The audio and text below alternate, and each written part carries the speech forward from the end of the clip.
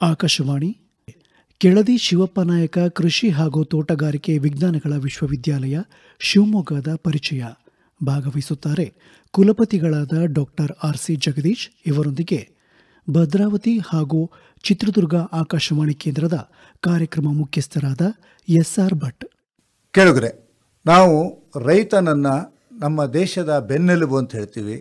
ಈ ರೈತ ಅಂದರೆ ನಮ್ಮ ದೇಶದ ಬೆನ್ನೆಲುಬು ಗಟ್ಟಿಯಾಗಿರಬೇಕು ಅಂತಂದರೆ ಆ ರೈತನಿಗೆ ಸಂಬಂಧಪಟ್ಟಂತಹ ಮಾಹಿತಿಯನ್ನು, ತರಬೇತಿಯನ್ನು ಕೊಡೋದು ಕೂಡ ಅಷ್ಟೇ ಪ್ರಮುಖ ಆಗಿರುತ್ತೆ. ಈ ರೈತರಿಗೆ ಮಾರ್ಗದರ್ಶನ ನೀಡೋದಕ್ಕೆ ಅದಕ್ಕಿಂತ ಹೆಚ್ಚಾಗಿ ಈ ಒಂದು ಕೃಷಿ ಚಟುವಟಿಕೆಗಳ ಉತ್ಪಾದನೆಯನ್ನು ಹೆಚ್ಚು ಮಾಡುವುದಕ್ಕಾಗಿಯೇ ಸಂಶೋಧನೆಗಳನ್ನು ನಡೆಸಿ ಮಾಹಿತಿಯನ್ನು ನೀಡುವಂತಹ ಒಂದು ಸಂಸ್ಥೆ ನಮ್ಮ ಶಿವಮೊಗ್ಗದಲ್ಲಿದೆ.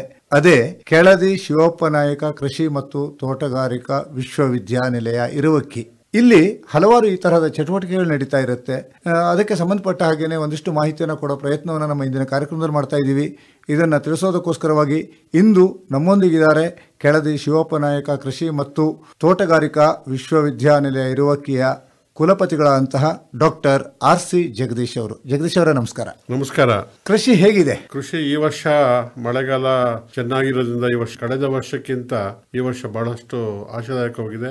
ಎಲ್ಲ ಬೀಜ ಮತ್ತು ಗೊಬ್ಬರದ ಲಭ್ಯತೆ ಎಲ್ಲ ಚೆನ್ನಾಗಿದೆ. ರೈತರು ಸ್ವಲ್ಪ ಈ ವರ್ಷ ಹಸನ್ಮುಖಿಗಳಾಗಿದ್ದಾರೆ ಅಂತೇಳಿ ನನ್ನ ಭಾವನೆ. ರೈತರು ಹಸನ್ಮುಖಿಗಳಾದರೆ ದೇಶ ಒಂದು ರೀತಿಯಲ್ಲಿ ಹಸಿರಾಗಿ ಕಂಗೊಳಿಸುತ್ತೆ ಅಂತಾನೆ ಹೇಳ್ಬೋದು. ಜಗದೀಶ್ ಅವರೇ, ಈ ಒಂದು ಆಶಾದಾಯಕ ವಿಷಯ ಇರುವಂತಹ ಸಮಯದಲ್ಲಿ ತಾವು ಈ ಒಂದು ಕೃಷಿ ವಿಶ್ವವಿದ್ಯಾನಿಲಯದ ಕುಲಪತಿಗಳು ಆಗಿರೋದ್ರಿಂದ ನನಗೆ ಒಂದು ಪ್ರಶ್ನೆಯನ್ನು ನಿಮ್ಮನ್ನು ಕೇಳಬೇಕು ಅಂತ ಅನ್ಸುತ್ತೆ. ನಿಮಗೂ ಕೃಷಿಗೂ ಹೇಗೆ ಸಂಬಂಧ? ನಾನು ಕೃಷಿ ಕುಟುಂಬದಿಂದ ಬಂದವರು. ನಮ್ಮ ಅಜ್ಜ ಆಯಿತು, ನಮ್ಮ ತಂದೆಯರಾಯ್ತು, ತಲತಲಾಂತರದಿಂದ ಕೃಷಿಯನ್ನ ಮಾಡ್ಕೊಂಡು ಬಂದಿದ್ದಾರೆ. ಹಾಗಾಗಿ ನನಗೆ ಮೊದಲಿಂದಲೂ ಕೃಷಿಗೆ ಒಂದು ಆದ್ಯತೆ ಇದೆ. ಅದಲ್ಲದೆ ನಾನು ಕೃಷಿ ಪದವೀಧರನಾಗಿ ಬೆಂಗಳೂರಿಗೆ ಹೋದಾಗ ಅಲ್ಲಿ ಕೃಷಿ ಅಧ್ಯಯನವನ್ನು ನೋಡಿದಾಗ ನನಗೆ ಕೃಷಿಯ ಬಗ್ಗೆ ಭಾಳಷ್ಟು ಒಲವು ಬಂತು. ನಂತರ ಅಲ್ಲೇ BSc ಅಗ್ರಿಕಲ್ಚರು, MSc ಅಗ್ರಿಕಲ್ಚರು, ಮುಂದೆ PhD ಮಾಡಬೇಕಂತ ಅವಕಾಶ ಸಿಕ್ತು. ಅಂದರೆ ಕೃಷಿ ಕುಟುಂಬದಿಂದ ಬಂದಂಥ ನನಗೆ ಕೃಷಿಯಲ್ಲಿ ಬಹಳಷ್ಟು ಆಸಕ್ತಿ ಇದ್ರಿಂದ ನಾನು ಕೃಷಿ ಪದವಿಯನ್ನು ಆಯ್ಸ್ಕೊಂಡೆ. ಒಂದು ಡಾಕ್ಟರ್ ಜಗದೀಶ್ ಅವರೇ, ತಾವು ಕೃಷಿ ಪದವಿಯನ್ನು ಆಯ್ಕೆ ಮಾಡ್ಕೊಂಡ್ರಿ ಅಂತಂದ್ರೆ ಈಗ ನನಗೆ ನೆನಪಿದ್ದ ಹಾಗೇನೆ ಕೃಷಿ ಪದವೀಧರರಾಗಬೇಕು ಅಂತಂದಾಗ ಅಲ್ಲಿ ಅಡ್ಮಿಷನ್ ಕೊಡುವಾಗಲೇ ಕೃಷಿಕರಿಗೆ ಮಾತ್ರ ಕೊಡುವಂತಹ ಒಂದು ವ್ಯವಸ್ಥೆ ಇತ್ತು. ಹೌದು. ಮೊದಲೇನಾಗ್ತಿತ್ತು ಅಂದರೆ ಕೃಷಿ ಕುಟುಂಬದಿಂದ ಬಂದವರಿಗೆ 10% ಗ್ರೇಸ್ ಮಾರ್ಕ್ಸ್ಗಳನ್ನು ಕೊಡ್ತಾ ಇದ್ರು. ಹಾಗಾಗಿ ಏನಾಯ್ತು, ಆ ಮೆರಿಟ್ ಲಿಸ್ಟ್ ಅಲ್ಲಿ ನಮ್ದೆಲ್ಲ 70% ಬಂದಿರೋದ್ರಿಂದ 80% ಆಗಿದ್ದಕ್ಕೆ ನಮಗೆಲ್ಲ ಹೆಚ್ಚು ಕಡಿಮೆ ಎಲ್ಲ ಕೃಷಿ ಕುಟುಂಬದಿಂದ ಬಂದವರಿಗೆ ಹೆಚ್ಚಿನ ಒಂದು ಸೀಟನ್ನು ಲಭ್ಯತೆ ಸಿಕ್ತು. ಈಗ ಏನಾಗಿದೆ ಅಂದರೆ ನಮ್ಮ ವಿಶ್ವವಿದ್ಯಾಲಯದಲ್ಲಿ 50% ರೈತರ ಮಕ್ಕಳಿಗೆ ನಾವು ಅಡ್ಮಿಷನ್ ಕೊಡೋದ್ರಿಂದ ಕೃಷಿ ಕುಟುಂಬದವರಿಗೆ ಬಹಳಷ್ಟು ಆದ್ಯತೆಯನ್ನು ನಾವು ನೀಡ್ತಾ ಇದ್ದೇವೆ. ತಾವು ಕೃಷಿ ಕುಟುಂಬ ಅಂತ ಅಂದ್ಬಿಟ್ರಿ. ಈಗ ಕುತೂಹಲಕ್ಕೆ ಕೇಳ್ತೀನಿ, ನಿಮ್ಮ ಕುಟುಂಬ ಎಲ್ಲಿ ವಾಸವಾಗಿತ್ತು? ನಮ್ಮ ಕುಟುಂಬ ಹಳ್ಳಿನಲ್ಲೇ ವಾಸವಾಗಿದ್ದು. ಮೇಲ್ನಾನ್ಸವಾಡಿ ಅಂತೇಳಿ ಶಿವಮೊಗ್ಗ ತಾಲೂಕಿನ ಮೇಲ್ನಾನ್ಸವಾಡಿ ಗ್ರಾಮದಲ್ಲಿ ನಾವೆಲ್ಲ ನೆಲೆಸಿದ್ದೀವಿ. ಕೃಷಿ ಬಹಳಷ್ಟು ಚೆನ್ನಾಗಿ ನಡೀತಾ ಇದೆ. ಅಲ್ಲಿ ಭತ್ತದ ಗದ್ದೆಗಳು, ತೆಂಗಿನ ತೋಟಗಳು, ಅಡಿಕೆ ತೋಟಗಳು, ಮತ್ತೆ ಮಲೆನಾಡಿನ ಒಂದು ಸಿರಿಯಲ್ಲಿ ನಾವೆಲ್ಲ ಇರೋದ್ರಿಂದ ಒಂದು ಒಳ್ಳೆಯ ವಾತಾವರಣದಲ್ಲಿ ನಮ್ಮ ಕೃಷಿ ನಮ್ಮ ಊರಲ್ಲಿ ನಡೀತಾ ಇದೆ. ಅದು ಸಹ ನನಗೆ ಒಂದು ಸಹಕಾರಿ ಆಯಿತು ಕೃಷಿಯನ್ನು ಆಯ್ಕೆ ಮಾಡಿಕೊಳ್ಳಿಕ್ಕೆ. ಇನ್ನೊಂದು ರೀತಿಯಲ್ಲೇನೋ ಅನುಕೂಲ ಆಗೋಯ್ತು ಡಾಕ್ಟರ್ ಜಗದೀಶ್ ಅವರೇ. ಸಾಮಾನ್ಯವಾಗಿ ನಾವು ಹುಟ್ಟಿದ ಊರು ಒಂದು, ನಾವು ಜೀವನ ಮಾಡುವಂತಹ ಒಂದು ಬೇರೆ ಕಡೆಯಲ್ಲಿ ಜೀವನ ಮಾಡ್ತಿರ್ತೀವಿ. ಆದರೆ ತಮ್ಮ ಅದೃಷ್ಟ, ನಿಮ್ಮ ಜಿಲ್ಲೆಯಲ್ಲಿಯೇ ತಾವು ಈಗ ಒಂದು ವಿಶ್ವವಿದ್ಯಾನಿಲಯದ, ಅದು ಕೃಷಿ ವಿಶ್ವವಿದ್ಯಾನಿಲಯದ ಕುಲಪತಿಗಳಾಗಿದ್ದೀರಿ. ನಾನು 1980ರಲ್ಲಿ ನಮ್ಮ ಊರನ್ನು ಬಿಟ್ಟವನು. 80ಕ್ಕೆ ನಾನು ಬೆಂಗಳೂರಿನ GKVKಯಲ್ಲಿ ಪದವಿ ಕಾರ್ಯಕ್ರಮ ಮಾಡಿದ ಮೇಲೆ ನಂತರ MSc ಪದವಿ ಮುಗಿಸಿ ನಾನು ಧಾರವಾಡ ಕೃಷಿ ವಿಶ್ವವಿದ್ಯಾಲಯದಲ್ಲಿ ಸಹಾಯಕ ಪ್ರಾಧ್ಯಾಪಕನಾಗಿ ಕೆಲಸಕ್ಕೆ ಸೇರಿದೆ. ಅಲ್ಲಿಂದ ಏನಾಯಿತು, ರಾಣೆಬೆನ್ನೂರಲ್ಲಿ ಕೆಲಸ ಮಾಡಿದೆ. ಮತ್ತು ಮೆಣಸಿನಕಾಯಿ ಸಂಶೋಧನಾ ಕೇಂದ್ರವನ್ನು ಸ್ಥಾಪನೆ ಮಾಡಿದ್ವಿ. ಆಮೇಲೆ ಪಲ್ಸಸ್ ಅಂದರೆ ಬೇಳೆಕಾಳುಗಳ ಬಗ್ಗೆ ಸಂಶೋಧನೆ ಮಾಡಿದೆ. ನಂತರ ಏನಾಯಿತು ಅಂದರೆ ಅರಬಾವಿಯ ತೋಟಗಾರಿಕಾ ಮಹಾವಿದ್ಯಾಲಯದಲ್ಲಿ ನಾನು ಅಸಿಸ್ಟೆಂಟ್ ಪ್ರೊಫೆಸರ್ ಆಗಿ ಕಂಟಿನ್ಯೂ ಮಾಡಿ ಅಲ್ಲಿ ಅನೇಕ ತಳಿಗಳನ್ನು ನಾನು ಕಂಡಿಡಿದೆ. ಆಮೇಲೆ ತರಬೇತಿಯನ್ನು ನಾನು ಸಹ ಪಡೆದೆ.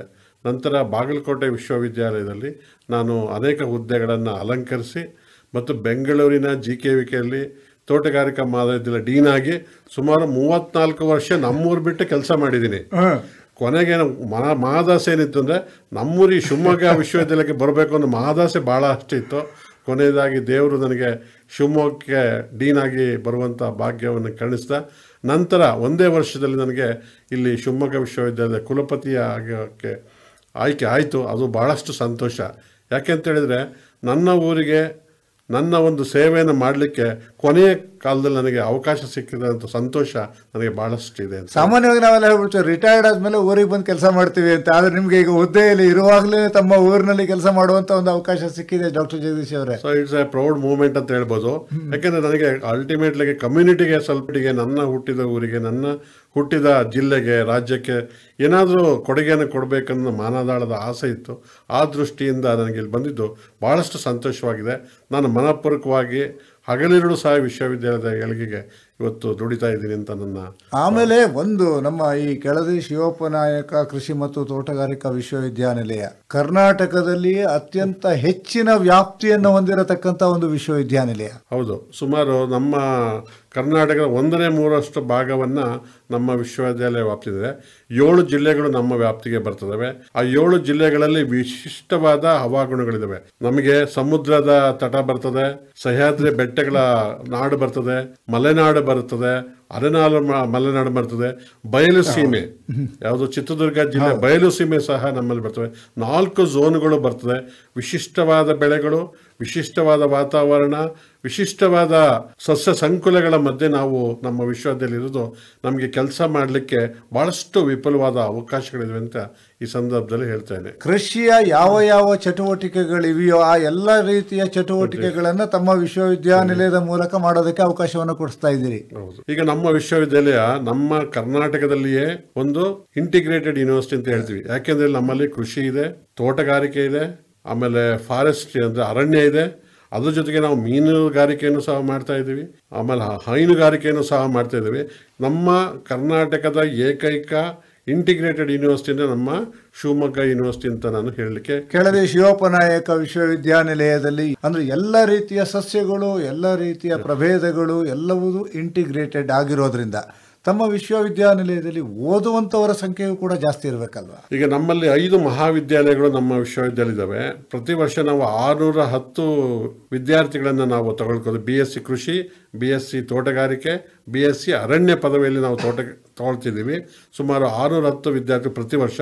ಟೋಟಲ್ ಆಗಿ ನಮ್ಮ ವಿಶ್ವವಿದ್ಯಾಲಯ 2142 ವಿದ್ಯಾರ್ಥಿಗಳು ವ್ಯಾಸಂಗವನ್ನ 5 ಮಹಾವಿದ್ಯಾಲಯಗಳಲ್ಲಿ ಮಾಡ್ತಾ ಇದ್ದಾರೆ. ಈಗ 5 ಮಹಾವಿದ್ಯಾಲಯ ಅಂತಂದ್ರೆ ಡಾಕ್ಟರ್ ಜಗದೀಶ್ ಅವರು 5 ಮಹಾವಿದ್ಯಾಲಯಗಳು ಬೇರೆ ಬೇರೆ ಜಿಲ್ಲೆಗಳಲ್ಲೂ ಇರಬೇಕು ಅಂತ ಅಂದ್ಕೊಂಡಿದ್ದೀನಿ. ಹೌದು, ನಮ್ಮ ಇರುವಕ್ಕಿ ಮಹಾವಿದ್ಯಾಲಯ ಮಲೆನಾಡಿನೊಳಗಿದೆ. ಆಮೇಲೆ ನಮ್ಮ ಪೊನ್ನಂಪೇಟೆ ಅರಣ್ಯ ಮಾಧ್ಯಮ ಕೂರ್ಗಲ್ಲಿದೆ. ಅದೇ ರೀತಿ ಮೂಡಿಗೆರೆ ನಮ್ಮ ತೋಟಗಾರಿಕಾ ಮಹಾವಿದ್ಯಾಲಯ ಅದು ಸಹ ಮಲೆನಾಡು ಬೆಟ್ಟ ಪ್ರದೇಶದಲ್ಲಿದೆ. ಅದೇ ರೀತಿ ಶಿವಮೊಗ್ಗದ್ದು ನಮ್ಮದು 2 ಬಯಲುನಾಡು ಮತ್ತು ಮಲೆನಾಡಲ್ಲಿದೆ. ಅದೇ ರೀತಿ ಹಿರಿಯೂರಿನಲ್ಲಿ ಇರೋದು ಬಯಲುನಾಡಿನಲ್ಲಿದೆ. ಅದೇ ರೀತಿ 12 ಸಂಶೋಧನಾ ಕೇಂದ್ರಗಳು ಎಲ್ಲ ವ್ಯಾಪ್ತಿಗಳಲ್ಲಿ ನಮ್ಮಲ್ಲಿ ಇದಾವೆ. 12 ಸಂಶೋಧನಾ ಕೇಂದ್ರಗಳಿವೆ ಅಂತ ಹೇಳ್ತಿದ್ದೀರಿ, 5 ಮಹಾವಿದ್ಯಾಲಯಗಳಿವೆ ಅಂತ ಹೇಳ್ತಿದ್ದೀರಿ. ಸುಮಾರು 2000ಕ್ಕಿಂತ ಅಧಿಕ ವಿದ್ಯಾರ್ಥಿಗಳು ತಮ್ಮಲ್ಲಿ ಓದ್ತಾ ಇದ್ದೀರಿ ಅಂತ ಹೇಳ್ತಾ ಇದ್ದೀರಿ ಡಾಕ್ಟರ್ ಜಗದೀಶ್ ಅವರೇ. ಹಾಗೆ ನಿಮ್ಮ ವಿಶ್ವವಿದ್ಯಾನಿಲಯದಲ್ಲಿ ಯಾವ ಯಾವ ರೀತಿಯಲ್ಲಿ ಪದವಿಯಿಂದ ಹಿಡಿದು ಎಲ್ಲಿಯವರೆಗೆ ತರಬೇತಿಯನ್ನು ಕೊಡ್ತೀವಿ? ಮೂಲತವಾಗಿ ನಾವು ಮೊದಲನೇದಾಗಿ SLC ಆದವರಿಗೆ ಡಿಪ್ಲೊಮಾದಲ್ಲಿ ಕೊಡ್ತಾ ಇದ್ದೀವಿ. PUC ಆದ ನಂತರ CET ಮೂಲಕ ನಾವು BSc ಅಗ್ರಿಕಲ್ಚರ್ ಅಂದರೆ ಕೃಷಿ, BSc ತೋಟಗಾರಿಕೆ, BSc ಅರಣ್ಯದಲ್ಲಿ ನಾವು ಪದವಿಯನ್ನು ಕೊಡ್ತಾ ಇದ್ದೀವಿ. ನಂತರ MSc ಕೃಷಿ, MSc ತೋಟಗಾರಿಕೆ, MSc ಅರಣ್ಯ ಪದವಿಯನ್ನು ಸಹ ನಾವು ನೀಡ್ತಾ ಇದ್ದೀವಿ. ಸುಮಾರು 17 ವಿವಿಧ ಸ್ನಾತಕೋತ್ತರ ಪದವಿಗಳನ್ನು ಕೊಡ್ತಾ ಇದ್ದೀವಿ. ಅದಲ್ಲದೆ 8 ವಿಭಾಗಗಳಲ್ಲಿ ನಾವು PhDಯನ್ನು ಕೊಡ್ತಾ ಇದ್ದೀವಿ. ಅದಲ್ಲದೆ ಈಗ ಇತ್ತಿತ್ತಾಗಿ ನಾವು ಸರ್ಟಿಫಿಕೇಟ್ ಕೋರ್ಸ್ಗಳನ್ನು ನಾವು ಮಾಡಿದ್ದೇವೆ. ಸುಮಾರು 60 ಸರ್ಟಿಫಿಕೇಟ್ ಕೋರ್ಸ್ಗಳನ್ನು ಡಿಸೈನ್ ಮಾಡಿದ್ದೇವೆ. ಅದಲ್ಲದೆ 6 ಸರ್ಟಿಫಿಕೇಟ್ ಕೋರ್ಸ್ಗಳನ್ನು ನಾವು ಈಗಾಗಲೇ ಚಾಲನೆ ಮಾಡಿದ್ದೇವೆ. ರೈತರಿಗೋಸ್ಕರವಾಗಿ 4 ಕೃಷಿ ವಿಜ್ಞಾನ ಕೇಂದ್ರಗಳು 4 ಕಡೆ ಇದ್ದಾವೆ. ಬ್ರಹ್ಮಾವರದಲ್ಲಿ ಒಂದಿದೆ, ಮೂಡಿಗೆರೆಯಲ್ಲಿ ಒಂದಿದೆ, ಶಿವಮೊಗ್ಗದಲ್ಲಿ ಒಂದಿದೆ ಮತ್ತು ಹಿರಿಯೂರಿನಲ್ಲಿ 4 ವಿಭಾಗಗಳಲ್ಲೂ ಸಹ ನಮ್ಮ 4 ಕೃಷಿ ವಿಜ್ಞಾನ ಕೇಂದ್ರಗಳು ರೈತರಿಗೆ ತರಬೇತಿಯನ್ನು. ಕೃಷಿ ವಿಜ್ಞಾನ ಕೇಂದ್ರ ಅಂತ ಅಂದ್ಬಿಟ್ರೆ ಡಾಕ್ಟರ್ ಜಗದೀಶ್ ಅವರೇ, ಈ ಕೃಷಿ ವಿಜ್ಞಾನ ಕೇಂದ್ರ ಏನು ಮಾಡುತ್ತೆ? ಕೃಷಿ ವಿಜ್ಞಾನ ಕೇಂದ್ರದಲ್ಲಿ ನಾವು ರೈತರಿಗೆ ಮೂಲತವಾಗಿ ತರಬೇತಿಯನ್ನು ಕೊಡ್ತೇವೆ. ಅವರ ತಾಕುಗಳಿಗೆ ಹೋಗಿ ಸಂಶೋಧನೆಗಳನ್ನು ಮಾಡ್ತೇವೆ, ಮತ್ತು ಪ್ರಾತ್ಯಕ್ಷಿತೆಯನ್ನು ಮಾಡ್ತೇವೆ, ತರಬೇತಿಯನ್ನು ಕೊಡ್ತೇವೆ. ರೈತರು ಅವರ ಸಮಸ್ಯೆಗಳನ್ನು ನಮ್ಮಲ್ಲಿ ಏನಾದ್ರು ಹೇಳ್ಕೊಂಡು ಬಂದರೆ ಅವರಿಗೆ ಅವರ ತೋಟಕ್ಕೆ ಹೋಗಿ ಅವರ ಗದ್ದೆಗಳಿಗೆ ಹೋಗಿ ಅದಕ್ಕೆ ಸುಲಭವಾದ ಒಂದು ಉಪಾಯಗಳನ್ನು ಸಹ ನಾವು ಹೇಳ್ತೇವೆ. ಒಟ್ಟು ನಮ್ಮ ವಿಶ್ವವಿದ್ಯಾಲಯದ ವ್ಯಾಪ್ತಿಯಲ್ಲಿ ಪ್ರತಿ ವರ್ಷ ಸುಮಾರು 4 ಲಕ್ಷ ಜನರು ಪ್ರತ್ಯಕ್ಷವಾಗಿ ಮತ್ತು ಪರೋಕ್ಷವಾಗಿ ನಮ್ಮ ತರಬೇತಿಗಳ ಮೂಲಕ, ಗಿಡಗಳ ಮೂಲಕ, ಬೀಜಗಳ ಮೂಲಕ ಮತ್ತು ಆಕಾಶವಾಣಿ ಭದ್ರಾವತಿ ಮೂಲಕ ಮತ್ತು ದೂರದರ್ಶನದ ಮೂಲಕ 4 ಲಕ್ಷ ಜನರಿಗೆ ನಾವು ತಲುಪ್ತಾ ಇದ್ದೇವೆ ಅಂತೇಳಿ ನನಗೆ ಸಂತೋಷ ಆಗ್ತದೆ. 4 ಲಕ್ಷ ಜನರಿಗೆ ಒಂದು ವಿಶ್ವವಿದ್ಯಾನಿಲಯ ತಲುಪುತ್ತೆ ಅಂತಂದರೆ ಸಣ್ಣ ಮಾತಲ್ಲ ಡಾಕ್ಟರ್ ಜಗದೀಶ್ ಅವರೇ. ಹಾಗೆಯೇ ಕೃಷಿ ಸಂಶೋಧನಾ ಕೇಂದ್ರದಲ್ಲಿ ರೈತರು ನೇರವಾಗಿ ಮತ್ತು ಅಪ್ರತ್ಯಕ್ಷವಾಗಿಯೂ ಕೂಡ ಒಂದಿಷ್ಟು ಸಲಹೆಯನ್ನು ಪಡ್ಕೋತಿದ್ದಾರೆ ಅಂತಂದಾಗ, ಈಗ ಕೃಷಿ ಕೇಂದ್ರಕ್ಕೆ ಬರ್ತಾರಪ್ಪ ಒಬ್ಬ ರೈತ, ನನಗೆ ಒಂದು ಮಣ್ಣು ಪರೀಕ್ಷೆಯನ್ನು ಮಾಡಿಕೊಡಿ ಅಂತಂದಾಗ ನಿಮ್ಮ ಸಂಶೋಧನಾ ಕೇಂದ್ರ ಮಾಡಿಕೊಡುತ್ತೆ. ಅದೇ ರೀತಿಯಲ್ಲಿ ಡ್ರೋನ್ ತರಬೇತಿ ಕೊಡಿ ಅಂತಂದ್ರೂ ಕೊಡುತ್ತೆ. ಇದೇ ರೀತಿಯಲ್ಲಿ ಹೈನುಗಾರಿಕೆಯಲ್ಲೂ ಕೂಡ ಏನಾದರೂ ವ್ಯವಸ್ಥೆ ಮಾಡ್ಕೊಂಡಿದ್ದೀರಾ? ರೈತರು ಯಾವುದೇ ರೈತರು ಬಂದರೂ ಅವರಿಗೆ ಕಂಪ್ಲೀಟ್ ಆಗಿ ಮಣ್ಣಿನ ಒಂದು ಮಾದರಿಯನ್ನು ಯಾವ ತೆಗಿಬೇಕು, ಮಣ್ಣಿನಲ್ಲಿ ಯಾವ್ಯಾವುದು ಪೋಷಕಾಂಶಗಳಿದ್ದಾವೆ, ಆ ಮಣ್ಣು ಯಾವ ಬೆಳೆಗೆ ಸೂಕ್ತವಾಗಿರುವಂಥ ಮಾಡ್ತೀವಿ. ಸುಮಾರು ಪ್ರತಿ ವರ್ಷ 5,000 ಮಣ್ಣಿನ ಮಾದರಿಗಳನ್ನು ನಾವು ಪರೀಕ್ಷೆ ಮಾಡಿ ರೈತರಿಗೆ ಅವರಿಗೆ ನೇರವಾಗಿ ತಲುಪಿಸ್ತೀವಿ, ಇಲ್ಲ ವಾಟ್ಸಪ್ ಮುಖಾಂತರ ಸಹ ನಾವು ತಲುಪಿಸ್ತೀವಿ. ಮತ್ತು ಇತ್ತಿತ್ತಲಾಗೆ ತಾಲೂಕು ವೈಸು ಫರ್ಟಿಲಿಟಿ ಯಾವ ರೀತಿ ಇದೆ ಅಂತೇಳಿ ತಾಲೂಕು ವೈಸು ಮ್ಯಾಪಿಂಗು ನಾವು ಈಗ ಮಾಡಿಟ್ಟಿದ್ದೀವಿ. ಸುಮಾರು 50,000 ಮಣ್ಣಿನ ಮಾದರಿಗಳು ಇದುವರೆಗೆ ನಮ್ಮಲ್ಲಿ ಮಾಡಿದ್ರಿಂದ ಈಗ ತಾಲೂಕು ವೈಸು ಫರ್ಟಿಲಿಟಿ ಮ್ಯಾಪನ್ನು ನಾವು ಮಾಡಿದ್ದೀವಿ. ಅದಲ್ಲದೆ ನಮ್ಮ ರೈತರು ನಮ್ಮ ಎಲ್ಲ ಸಂಶೋಧನಾ ಕೇಂದ್ರಗಳಿಗೆ ಭೇಟಿ ನೀಡಿ ಅವರ ಸಮಸ್ಯೆಗಳನ್ನ ಹೇಳ್ಬೋದು, ಮಣ್ಣಿನ ಮಾದರಿಗಳನ್ನು ಅಲ್ಲಿ ಕೊಟ್ಬಿಟ್ಟು ನಾವು ಅದನ್ನು ವಿಶ್ಲೇಷಣೆ ಮಾಡಿ ಅವರ ಮನೆ ಬಾಗಿಲಿಗೆ ತಲುಪಿಸುವಂಥ ವ್ಯವಸ್ಥೆ ನಮ್ಮಲ್ಲಿದೆ. ಈಗ ಸಾಮಾನ್ಯವಾಗಿ ಮಣ್ಣಿನ ಮಾದರಿ ತಂದು ಕೊಡಬೇಕು ಅಂತ ಕೂಡ ರೈತರು ಏನು ಮಾಡ್ಬಿಡ್ತಾರೆ, ಮೇಲ್ಮಣ್ಣನ್ನು ತಂದು ಬಿಡ್ತಾರೆ. ಮೇಲ್ಮಣ್ಣನ್ನು ತಂದರೆ ಪರೀಕ್ಷೆ ಮಾಡೋದಕ್ಕೆ ಸಾಧ್ಯನೇ ಇಲ್ಲ. ಅದು ಮಣ್ಣನ್ನು ಹೇಗೆ ತೆಗಿಬೇಕು ಅಂತಲೂ ಹೇಳ್ಕೊಡ್ತೀರಾ? ಪ್ರತಿ ಸಹ ನಮ್ಮ ಕೃಷಿ ವಿಜ್ಞಾನಕ್ಕೆ ಕೇಂದ್ರಕ್ಕೆ ಯಾರು ತರಬೇತಿಗೆ ಬರ್ತಾರೆ, ಮೊದಲನೇದಾಗಿ ನಾವು ಅವರಿಗೆ ಪ್ರಾತ್ಯಕ್ಷಿತೆಯನ್ನು ನಾವು ಏರ್ಪಡಿಸ್ತೀವಿ. ಮಣ್ಣಿನ ಮಾದರಿಗಳನ್ನು ಹೇಗೆ ತೆಗಿಬೇಕು, ಮಣ್ಣನ್ನು ಯಾವ ರೀತಿ ವಿಶ್ಲೇಷಣೆ ಮಾಡಬೇಕು, ಮಣ್ಣು ಹೇಗೆ ರಚನೆ ಆಯಿತು ಅನ್ನೋ ಬಗ್ಗೆ ಸಹ ನಾವು ವಿವರವಾದ ಒಂದು ತರಬೇತಿಯನ್ನು ಪ್ರತಿ ಸಂಶೋಧನಾ ಕೇಂದ್ರದಲ್ಲಿ ಮತ್ತು ನಮ್ಮ ಕೃಷಿ ವಿಜ್ಞಾನ ಕೇಂದ್ರದಲ್ಲಿ ನಿರಂತರವಾಗಿ ನೀಡ್ತಾ ಬಂದಿದ್ದೇವೆ. ನನ್ನ ತೋಟದಲ್ಲಿ ಇಂಥ ಬೆಳೆಯನ್ನು ಬೆಳಿಬೇಕು ಅಂತಿದ್ದೀನಿ, ನನ್ನ ಮಣ್ಣಿನಲ್ಲಿ ಏನು ಬೆಳಿಬಹುದು ಅನ್ನೋದನ್ನು ಕೃಷಿ ಕೇಂದ್ರಕ್ಕೆ ಬಂದು ಅವರು ತಿಳ್ಕೊಳ್ಳೋದಕ್ಕೆ ಅವಕಾಶ ಇದೆ. ಅದು ಕೂಡ ಉಚಿತವಾಗಿನ? ಎಲ್ಲ ಉಚಿತವಾಗಿ. ಅದನ್ನು ಉಚಿತವಾಗಿ ಪಡ್ಕೊಳ್ಳೋದಕ್ಕೆ ರೈತರು ಮುಂದಾಗಬೇಕು. ಈಗ ಬಹಳಷ್ಟು ಜನ ರೈತರು ಬರ್ತಾ ಇದ್ದಾರೆ. ಇತ್ತಿತ್ತಲಾಗೆ ಮೊದಲ ನಮ್ಮ ಕೃಷಿ ವಿಜ್ಞಾನ ಕೇಂದ್ರಕ್ಕೆ ಮತ್ತು ಸಂಶೋಧನಾ ಕೇಂದ್ರ ಭೇಟಿ ಇತ್ತು. ಇತ್ತಿತ್ತಲಾಗಿ ಏನಾಗಿದೆ, ಮೊಬೈಲ್ ಸಂಖ್ಯೆ ಜಾಸ್ತಿ ಆದಾಗ ಹೆಚ್ಚಾಗಿ ನಮ್ಮ ವಿಜ್ಞಾನಿಗಳನ್ನು ಮೊಬೈಲ್ ಮೂಲಕನೂ ಸಹ ಸಂಪರ್ಕ ಮಾಡ್ತಾರೆ. ಅವಶ್ಯಕತೆ ಬಿದ್ದರೆ ನಾವು ರೈತರ ಹೊಲಗಳಿಗೆ ಹೋಗಿ ಭೇಟಿ ನೀಡಿ ಅವರ ಸಮಸ್ಯೆಗಳನ್ನು ನಾವು ಪರಿಹಾರಕ್ಕೆ ಮಾಡ್ತಾ ಇದ್ದೇವೆ. ಈಗ ವಿಶ್ವವಿದ್ಯಾಲಯದಾಗ ಈಗ ನೂತನವಾಗಿ ನಾವು ಡ್ರೋನ್ ತರಬೇತಿ ಕೇಂದ್ರವನ್ನು ಸ್ಥಾಪನೆ ಮಾಡಿದ್ದೇವೆ. 3 ದಿವಸಗಳ ಕಾಲ ತರಬೇತಿ ನಮ್ಮ ವಿಶ್ವವಿದ್ಯಾಲಯದಲ್ಲಿ ಕೊಡ್ತೀವಿ. ಇನ್ನು 7 ದಿನಗಳ ಕಾಲ ಬೆಂಗಳೂರಿನ ಜಕ್ಕೂರ್ ಏರೋಡ್ರಮ್ಮಲ್ಲಿ ನಾವು ಕೊಡ್ತೇವೆ. ಅವರಿಗೆ DGCA ಸರ್ಟಿಫಿಕೇಟನ್ನು ಸಹ ಕೊಡಲಿಕ್ಕೆ ಒಂದು ತರಬೇತಿ ಕಾರ್ಯಕ್ರಮವನ್ನು ರೂಪು ಮಾಡಿದ್ದೇವೆ. ಮೊದಲನೇದಾಗಿ ನಾವು 30 ಜನಗಳ ಒಂದು ತರಬೇತಿ ಕಾರ್ಯಕ್ರಮನ ಮಾಡ್ತೀವಿ, ಅದು SC STಗೆ. ನಂತರ ಜನರಲ್ ಕ್ಯಾಂಡಿಡೇಟ್ಸಿಗೆ ಮಾಡ್ತೀವಿ. ಈಗ ನೆಕ್ಸ್ಟ್ ವಿದ್ಯಾರ್ಥಿಗಳಿಗೆ ಕೊಡ್ತಾ ಇದ್ವಿ, ಅದಾದಮೇಲೆ ನಮ್ಮ ವಿಜ್ಞಾನಿಗಳಿಗೆ ಕೊಡ್ತಾ ಇದ್ವಿ. ಒಟ್ಟು ನಮ್ಮ ಅಭಿಲಾಷೆ ಏನಂತ ಹೇಳಿದ್ರೆ, ಪ್ರತಿಯೊಂದು ಮಂಡಲ ಪಂಚಾಯತಿಯ ಒಬ್ಬ ನಿರುದ್ಯೋಗಿ ಯುವಕನಿಗೆ ಒಂದು ಡ್ರೋನ್ ಟ್ರೈನಿಂಗ್ ತರಬೇತಿಯನ್ನು ಕೊಟ್ಟರೆ, ಅವನಿಗೆ ಒಂದು ಡ್ರೋನ್ ಕೊಡಿಸಿದ್ರೆ ಅವನು ಸಮರ್ಪಕವಾಗಿ ಆ ಊರನ್ನ ಮ್ಯಾನೇಜ್ ಮಾಡಬಲ್ಲ ಅನ್ನೋ ಒಂದು ಉದ್ದೇಶದಿಂದ ಅವನಿಗೆ ಉದ್ಯೋಗನೂ ಆಯಿತು. ಅದೇ ರೀತಿಯಲ್ಲಿ ಇಡೀ ಪಂಚಾಯಿತಿಯ ಏರಿಯಾದಲ್ಲಿ ಡ್ರೋನ್ ಮೂಲಕ ಒಂದು ಮ್ಯಾನ್ ಪವರ್ ಅಥವಾ ಮ್ಯಾನ್ ಲೇಬರ್ ಏನಿರುತ್ತೋ ಅದನ್ನು ಕಡಿಮೆ ಮಾಡ್ಕೊಳ್ಳೋದಕ್ಕೂ ಅವಕಾಶ ಉಂಟು. ಇದು ಗೊಬ್ಬರದ ಸಿಂಪರಣೆ ಅಥವಾ ಒಂದು ಔಷಧ ಸಿಂಪರಣೆಗೆ ಆಯಿತು. ಇನ್ನು ಉಳುಮೆಗೆ ನಾವು ಈಗ ಕಸ್ಟಮ್ ಹೈರಿಂಗ್ ಸೆಂಟರ್ ಅಂತ ನಮ್ಮ ಎಲ್ಲ ಕಡೆ ಇದೆ. ಉಳುಮೆಗೆ ಏನಾಗಿದೆ ಅಂದ್ರೆ, ಈಗ ನಮ್ಮ ಭತ್ತ ಆಯಿತು, ಕೆಲವೊಂದರಲ್ಲಿ ಕಂಪ್ಲೀಟ್ ಯಾಂತ್ರಿಕವಾಗಿ ನಡೀತದೆ. ಉಳುಮೆಯನ್ನ ನಾವು ಕಸ್ಟಮ್ ಹೈರಿಂಗ್ ಸೆಂಟರ್ ಸಹ ಮಾಡ್ಕೊಳ್ತಿದ್ದೇವೆ. ಈಗ ನಮ್ಮ ಕೋಸ್ಟಲ್ ಭಾಗದಲ್ಲಿ ಏನಾಗಿದೆ ಅಂದ್ರೆ, ಬಹಳಷ್ಟು ಹಾಳು ಭೂಮಿ ಇದೆ, ಬರಡು ಭೂಮಿ ಇದೆ, ಅದನ್ನು ಯಾರೂ ಸಹ ಉಳುಮೆ ಮಾಡಿಲ್ಲ. ಈಗ ನಾವು ಪ್ರತಿ ವರ್ಷ 500ರಿಂದ 1000 ಎಕರೆಯನ್ನು ತಗೊಂಡ್ಬಿಟ್ಟು ಅದನ್ನು ಉಳುಮೆ ಮಾಡಿ ರೈತರಿಂದನೇ ನಾಟಿ ಮಾಡಿಸಿ ಭತ್ತವನ್ನು ನಾವು ಪ್ರತಿ ವರ್ಷ ಹಾಕ್ತಾ ಇದ್ದೀವಿ. ಅಂದ್ರೆ ಸೌತ್ ಕೆನರಾದವರು ಇದನ್ನು ಕೇಳಿ ಬಹಳ ಖುಷಿ ಪಡ್ಬೋದು. ಬರಡು ಭೂಮಿಯ ಉತ್ಪಾದನೆಗೆ ನಾವು ಅದನ್ನು ಅಲ್ಲಿ ಒತ್ತು ಕೊಟ್ಟಿದ್ದೇವೆ. ಅದೇ ರೀತಿ ಅನೇಕ ತಾಂತ್ರಿಕತೆಗಳು ಏನಿದಾವಲ್ಲ, ಮೆಕ್ಯಾನಿಕಲ್ ತಾಂತ್ರಿಕಗಳನ್ನು ಸಹ ನಾವು ರೈತರಿಗೆ ಕೊಡ್ತಾ ಇದ್ದೀವಿ. ಮತ್ತು ಈಗೆಲ್ಲ ಕಂಪ್ಲೀಟ್ ಮೆಕನೈಸೇಷನ್ ಆಗೋಗಿದೆ ಹೆಚ್ಚು ಕಡಿಮೆ. ಕೆಲವೊಂದು ಏರಿಯಾದಲ್ಲಿ ಇನ್ನು ಮೆಕನೈಸೇಷನ್ ಆಗಿಲ್ಲ. ಅಲ್ಲಿ ಹೊಸ ಹೊಸ ಮಿಷಿನ್ಸ್ಗಳನ್ನು ಕಂಡುಹಿಡಲಿಕ್ಕೆ ನಾವು ಹಿರಿಯೂರಿನಲ್ಲಿ ಒಂದು ತರಬೇತಿ ಕೇಂದ್ರವನ್ನು ಸಹ ನಾವು ಮಾಡಿದ್ದೇವೆ. ಹಿರಿಯೂರಿನಲ್ಲಿ ತರಬೇತಿ ಕೇಂದ್ರ ಈ ಮೆಷಿನ್ಗೆ ಸಂಬಂಧಪಟ್ಟಂಗೆ. ಅದೇ ರೀತಿಯಲ್ಲಿ ಬಯಲು ಸೀಮೆಯ ಬರಡು ಭೂಮಿಯನ್ನು ಕೂಡ ಉಳುಮೆ ಮಾಡೋದಕ್ಕೆ ಪ್ರಯತ್ನ ಪಡ್ತಿದ್ದೀರಾ? ಮಾಡಲಿಕ್ಕೆ ನಾವು ಅಷ್ಟೊಂದು ಕಷ್ಟಪಡಬೇಕಾಗಿಲ್ಲ. ಯಾಕೆಂದರೆ ಬರಡು ಭೂಮಿ ಇದೆ. ಬರಡು ಭೂಮಿನಲ್ಲಿ ನಾವು ಯಾವ್ಯಾವ ಬೆಳೆಗಳನ್ನು ಬೆಳಿಬೇಕು ಅಂತೇಳಿ ನಾವು ಅವರಿಗೆ ಶಿಫಾರಸು ಮಾಡ್ತೀವಿ. ಒಣ ಬೇಸಾಯಕ್ಕೆ ಸೂಕ್ತವಾದಂಥ ಬೆಳೆಗಳು ಮತ್ತು ತಳಿಗಳು, ಪ್ಲಾಂಟೇಶನ್ ಕ್ರಾಪ್ಸ್ಗಳನ್ನು ಇತ್ತಿತ್ತಾಗಿ ಹೆಚ್ಚಾಗಿ ನಾವು ಅವರಿಗೆ ತಿಳಿಯಪಡಿಸ್ತೇವೆ. ಉದಾಹರಣೆಗೆ ನಮ್ಮ ಹಿರಿಯೂರು ಮತ್ತು ಚಿತ್ರದುರ್ಗ ಭಾಗದಲ್ಲಿ ಈಗ ನಾವು ಕ್ಯಾಶ್ಯೂನಟ್ ಅಂತ ಹೇಳಿದ್ರೆ ಗೋಡಂಬಿ ಬೆಳೆಯನ್ನ ನಾವು ಅಲ್ಲಿ ಪ್ರಚಾರ ಮಾಡ್ತಾ ಇದ್ವಿ. ಬಹಳಷ್ಟು ರೈತರು ನಮ್ಮಿಂದ ಗಿಡಗಳನ್ನು ತೆಗೆದುಕೊಂಡು ಹೋಗಿದ್ದಾರೆ. ನಾವು ಒಣ ಬೇಸಾಯದಲ್ಲಿ ಬರುವ ಬೆಳೆಗಳನ್ನು ನಾವಲ್ಲಿ ಶಿಫಾರಸು ಮಾಡ್ತಾ ಇದ್ದೀವಿ.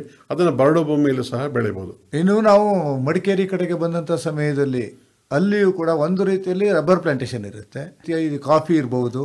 ಇದರ ಬಗ್ಗೆನೂ ಕೂಡ ತರಬೇತಿಯನ್ನು ಕೊಡೋದಕ್ಕೆ ಸಾಧ್ಯ ಆಗುತ್ತೆ. ನಮ್ಮ ಪೊನ್ನಂಪೇಟೆ ಸಂಶೋಧನಾ ಕೇಂದ್ರ ಇದೆ. ಪೊನ್ನಂಪೇಟೆಯಲ್ಲಿ ನಮ್ಮ ಅರಣ್ಯ ಮಹಾವಿದ್ಯಾಲಯ ಇದೆ. ಅಲ್ಲಿ ಕಾಫಿ ಬೆಳೆಯ ಬಗ್ಗೆ ನಾವು ಕೆಲವೊಂದು ಸಂಶೋಧನೆಗಳನ್ನು ಮಾಡ್ತಾ ಇದ್ವಿ. ಕಾಫಿ ಬೆಳೆಯ ಬಗ್ಗೆ ತರಬೇತಿ ಕೊಡ್ತಿದ್ವಿ. ಅದರ ವ್ಯಾಲ್ಯೂ ಅಡಿಷನ್ ಬಗ್ಗೆ ನಾವು ಜಾಸ್ತಿ ಮಾಡ್ತಾ ಇದ್ದೀವಿ. ಅದಲ್ಲದೆ ಕಾಫಿ ತೋಟದಲ್ಲೇ ಬೆಳೆಯಬಹುದು ಇತರ ಬೆಳೆಗಳ ಬಗ್ಗೆ ನಮಗೆ ಹೆಚ್ಚಿನ ಒಂದು ಆಸಕ್ತಿ ಇರೋದ್ರಿಂದ ಪೆಪ್ಪರ್ ಆಗಿರ್ಬೋದು, ಅಂದರೆ ಕಾಳು ಮೆಣಸು ಆಗಿರ್ಬೋದು, ಆಮೇಲೆ ಏಲಕ್ಕಿ ಆಗಿರ್ಬೋದು, ನಟ್ಮೆಗ್ ಆಗಿರ್ಬೋದು, ಜಾಯ್ಕಾಯಿ ಆಗಿರ್ಬೋದು, ಚಕ್ಕೆ, ಲವಂಗ, ಏಲಕ್ಕಿ ಇವುಗಳನ್ನು ಯಾವ ರೀತಿ ಅಲ್ಲಿ ಬೆಳೆಸ್ಬೋದು ಅನ್ನೋ ಬಗ್ಗೆನೂ ಸಹ ನಾವು ಸಂಶೋಧನೆಯನ್ನು ಮಾಡ್ತಾ ಇದ್ದೀವಿ. ಅಂದರೆ ಈಗ ಮಧ್ಯಂತರ ಬೆಳೆ ಅಂತ ನಾವು ಏನು ಕರಿತೀವಿ ಆ ಥರದಲ್ಲಿ ಕಾಫಿಯ ಮಧ್ಯದಲ್ಲಿ ಇನ್ನೊಂದು ಉಪ ಬೆಳೆಯನ್ನಾಗಿ ಯಾವ್ದಾದ್ರು ಬೆಳೆಯಬಹುದು. ಆ ಮರಗಳು ಇರ್ತಾವಲ್ಲ, ಆ ಬೆಳೆಗಳಲ್ಲಿ ನಾವು ಬೇರೆ ಬೇರೆ ಬೆಳೆಗಳನ್ನು ಬೆಳ್ಕೋಬಹುದು. ಇನ್ನು ನಾವು ಚಿತ್ರದುರ್ಗದ ಕಡೆ ಬರೋದಿದ್ರೆ, ಚಿತ್ರದುರ್ಗದ ಬೆಳೆಗೆ ಅಂದರೆ ಅಲ್ಲಿ ಸ್ವಲ್ಪ ಚಿತ್ರದುರ್ಗದಲ್ಲಿ ಹಿರಿಯೂರು ತಾಲೂಕಲ್ಲಿ ಸ್ವಲ್ಪ ಏನಾಗಿದೆ ಅಂದರೆ ಅಲ್ಲಿ ತೆಂಗಿನ ಭಾಳ ಇದೆ. ತೆಂಗೊಳಗೆ ನಾವು ಬೇರೆ ಬೇರೆ ಬೆಳೆಗಳನ್ನು ಬೆಳೀಲಿಕ್ಕೆ ಇತ್ತಿತ್ತಲಾಗಿ ನಾವು ಶಿಫಾರಸು ಮಾಡ್ತಾ ಇದ್ದೀವಿ. ಈಗ ನಮ್ಮ ದೇಶದಲ್ಲಿ ನಾವು ಕೊಕ್ಕೋವನ್ನು ಇಂಪೋರ್ಟ್ ಮಾಡ್ಕೊಳ್ತಿದ್ವಿ. ಅದನ್ನು ಕೊಕ್ಕೋವನ್ನು ತೆಂಗಿನಲ್ಲಿ ಯಶಸ್ವಿಯಾಗಿ ಬೆಳಿಬೋದು ಮತ್ತು ಹೆಚ್ಚಿನ ಆದಾಯವನ್ನು ಮಾಡ್ಬೋದು. ಚಾಕ್ಲೇಟ್ ತಯಾರಿಕೆಯಲ್ಲಿ ಅದು ಭಾಳಷ್ಟು ಉಪಯೋಗ ಆಗ್ತದೆ. ಸೊ ಆ ಭಾಗದಲ್ಲಿ ನಾವು ಎಲ್ಲೆಲ್ಲಿ ತೆಂಗಿನ ಕಲ್ಟಿವೇಶನ್ ಇದೆ ಅಲ್ಲಿ ನಾವು ಕೊಕ್ಕೋವನ್ನು ಸ್ವಲ್ಪ ಹೆಚ್ಚಿನ ಪ್ರಮಾಣದಲ್ಲಿ ಪ್ರಚಾರ ಮಾಡ್ತಾ ಇದ್ದೀವಿ. ತೆಂಗು ಅಂತ ಅಂದ್ಬಿಟ್ವಿ. ಈಗ ಅಡಿಕೆ ಬೆಳೆಯೋದಕ್ಕೆ ಅಡಿಕೆಗೆ ರೇಟ್ ಬರ್ತಿದ್ದಾಗಲೇ ಡಾಕ್ಟರ್ ಜಗದೀಶ್ ಅವರೇ ಎಲ್ಲರೂ ಕೂಡ ಭತ್ತ, ರಾಗಿ ಬೆಳೀತಾ ಇರುವಂಥ, ಜೋಳ ಬೆಳೀತಾ ಇರುವಂಥ ಜಾಗವನ್ನು ಬಿಟ್ಟು ಅಡಿಕೆಯನ್ನು ಹಾಕೋದಕ್ಕೆ ಪ್ರಾರಂಭ ಮಾಡಿಬಿಟ್ರು.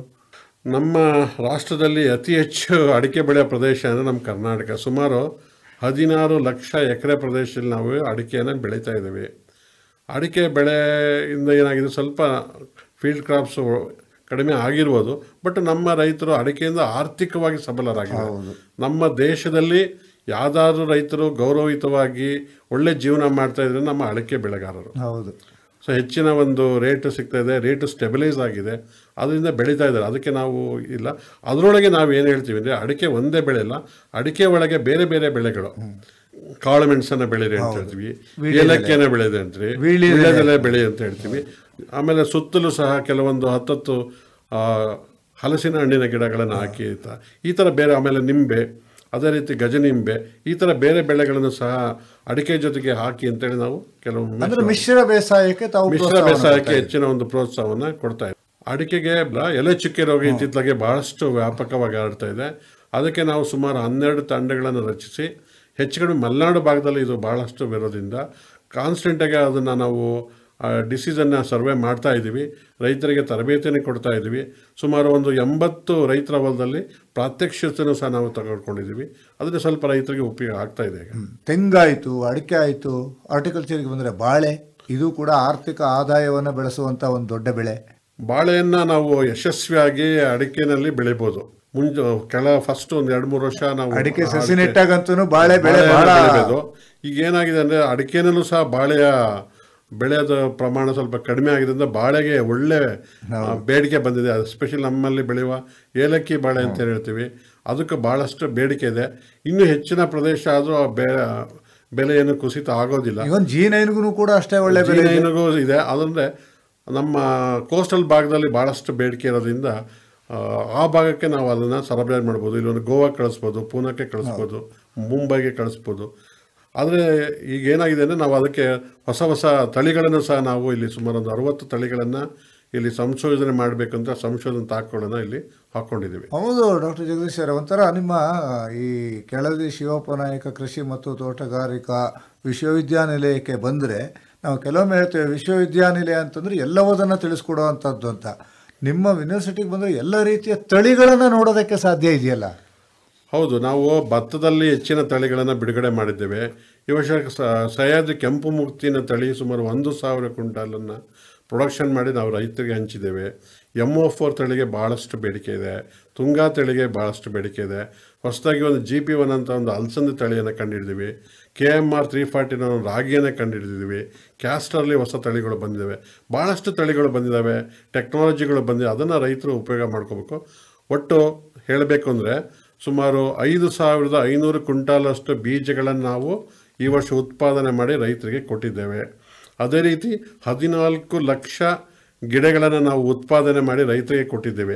ಅದರಲ್ಲಿ ಹೆಚ್ಚಾಗಿ ಏನಂತ ಹೇಳಿದ್ರೆ ನಮಗೆ ಕಾಳುಮೆಣಸು, ಆಮೇಲೆ ಕಾಳುಮೆಣಸು. ಕಾಳುಮೆಣಸು ಅಂತಂದ ಕೂಡಲೇ ನೆನಪಾಗೋದು ನಮ್ಮ ಒಂದು ಕಾಲದಲ್ಲಿ ಸಾಗರ ಶಿವಮೊಗ್ಗ ಅಂತಂದ ಕೂಡಲೇ ಕಾಳುಮೆಣಸಿನ ರಾಣಿನೇ ನೆನಪಾಗ್ತಾಳೆ. ಒಂದು ಕಾಲದಲ್ಲಿ ಹಬ್ಬಕ್ಕ ರಾಣಿ, ಬಹಳ ಶತಮಾನದ ಹಿಂದೆಯೇ ಎಕ್ಸ್ಪೋರ್ಟ್ ಮಾಡಿದಂತಹ ಒಂದು ನಾಡು ನಮ್ಮ ಶಿವಮೊಗ್ಗ ಜಿಲ್ಲೆ, ಅಥವಾ ನಮ್ಮ ಗೇರ್ಸಪ್ಪ ರಾಣಿ ಅಂತ ಕರಿತೀವಿ. ಸೊ ಈಗ ಮತ್ತೆ ಪುನಃ ಕಾಳುಮೆಣಸಿನ ಅಭಿವೃದ್ಧಿಯೂ ಕೂಡ ಹೊಡ್ತಾ ಇದ್ದೀವಿ. ರೇಟು ಕೂಡ ತುಂಬ ಚೆನ್ನಾಗಿದೆ. ಈಗ ಕಾಳುಮೆಣಸಲ್ಲಿ ಅನೇಕ ತಳಿಗಳು ಈಗಿದ್ದಾವೆ. ಸುಮಾರು 8 ತಳಿಗಳು ನಾವು ರೈತರಿಗೆ ಕೊಡ್ತಾ ಇದ್ದೀವಿ. ಅದರಲ್ಲಿ ಸೊರಗು ರೋಗವನ್ನು ತಡ್ಕೊಳ್ಳೋಂಥ ಶಕ್ತಿಯೂ ಸಹ ಕೆಲವೊಂದು ತಳಿಗಳಿಗೆ ಇದೆ. ಆದರೆ ರೇಟು ಇದೇ ರೀತಿ 600-700 ರೂಪಾಯಿ ಇದ್ದರೆ ರೈತರು ಇದನ್ನು ಹೆಚ್ಚಿನ ರೀತಿಯಲ್ಲಿ ಬೆಳಲಿಕ್ಕೆ ಸಾಧ್ಯವಾಗ್ತದೆ. ರೇಟ್ ಚೆನ್ನಾಗಿರೋದ್ರಿಂದ ಎಲ್ಲರೂ ಕೂಡ ಸಮೃದ್ಧವಾಗಿದ್ದಾರೆ ಡಾಕ್ಟರ್ ಜಗದೀಶ್ ಅವರೇ.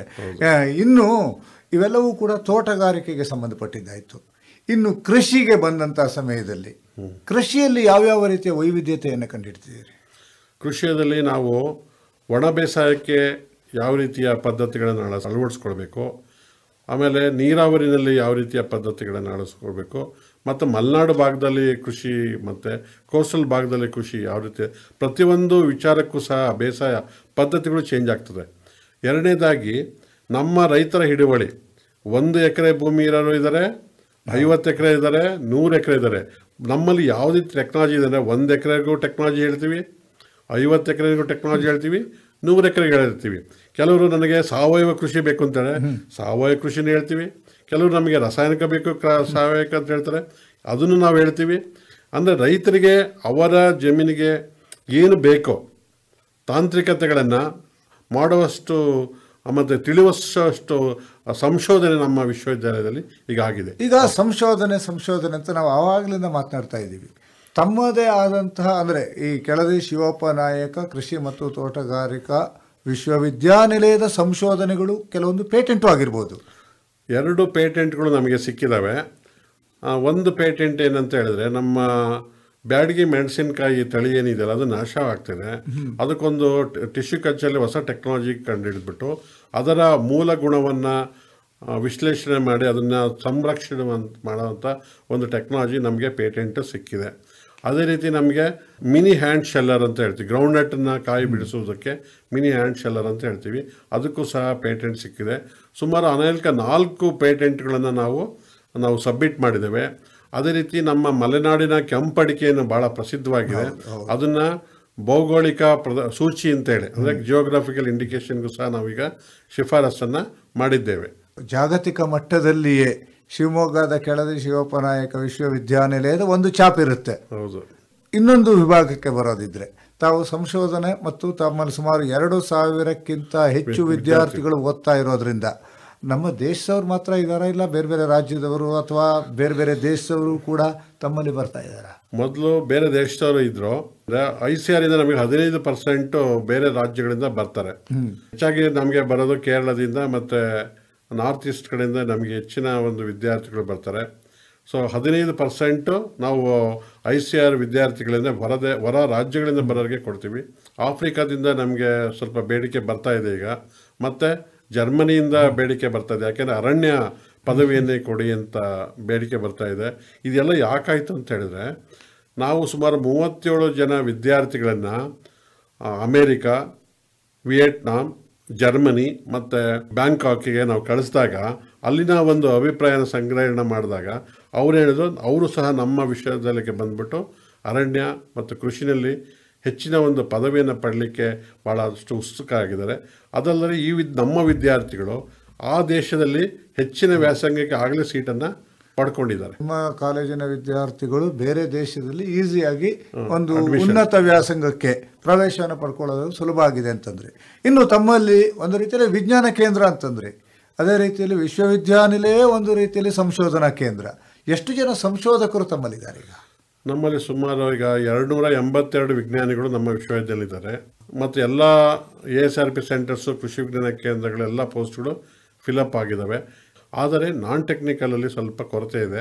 ಅದನ್ನು ನಾವು ಔಟ್ಸೋರ್ಸಿಂಗಲ್ಲಿ ತಗೊಳ್ತಾ ಇದ್ದೇವೆ.